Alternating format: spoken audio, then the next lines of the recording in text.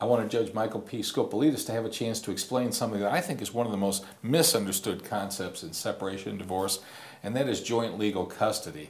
A lot of jurisdictions use that term. Some others talk about shared decision-making, shared parental responsibility. Your jurisdiction may use a term different from joint legal custody, but the concept is the same. Can you explain that concept? It definitely is a misunderstood concept. Many people believe that joint legal custody means that when one parent has the children with him or her, they make all the major decisions. When the other parent has the children with them, they make all the major decisions, when in fact joint legal custody means that they will together make all of the major decisions for the children, including health care, education, religious training.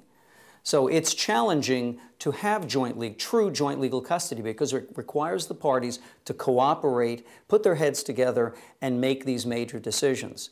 Unfortunately, what happens is, instead of doing that, they go off on their own, and, for example, one parent will take the child to a psychiatrist, won't tell the other one, and then they'll say, well, I had the child with me, I got to make the major decision, and then the other parent does the same thing, so it's tit for tat, and we really don't have any kind of cooperative decision-making, which is not what joint legal custody is supposed to be about. Yeah, I hope you'll take a look at a handout that we have linked to this video on joint legal custody. It's short, and I think the best explanation that I know about it, Judge, is with joint legal custody, parents who are separated make the major decisions in their children's lives in the same cooperative way they would make them if they were still happily together. So a couple that's happily together doesn't see dad taking the child to a psychologist without mom knowing about it, or choosing a psychologist without mom knowing about it, and mom doesn't take the child in for surgery or a tattoo or anything else without them deciding together. So if these were things that you would have decided together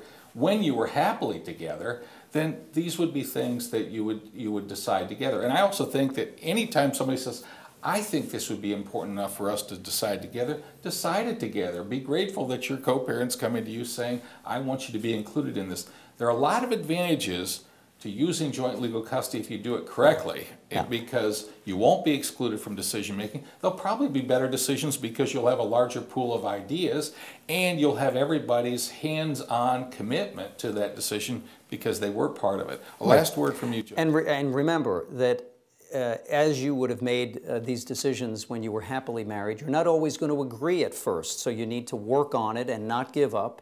And just as you work through making these decisions when you're together, you need to continue to work through and make them together when you're divorced. One of the earmarks of a good divorce is that kids get as close an approximation as they would have had to their life if the family had stayed together. One of the things that kids have when their parents are together is joint decision making and joint execution on those decisions.